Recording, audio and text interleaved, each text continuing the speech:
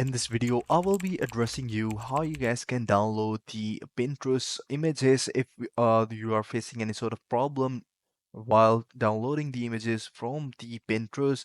I will be telling you exactly how you guys can do it. So what you guys need to do is to make sure that you follow the video till the end. And if you're new to the channel, like, subscribe, and share. So I will be providing the Pinterest link in the description below so you guys can check it out. So if I have to download this image, so what I can do is go to the image and press here and it will show you a download image option.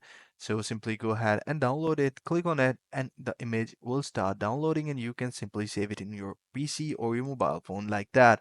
So if the button doesn't work, make sure you double check your internet connection. And if it still doesn't work, simply right click on it and you will see there will be an option to open image in new tab and click on that. And then the image will be open in a new tab with a bigger pixel ratio. So simply go ahead and right click on it again and you will see a save image option. Simply click on that.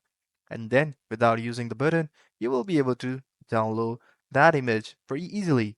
So this is it. I hope you find this pretty helpful.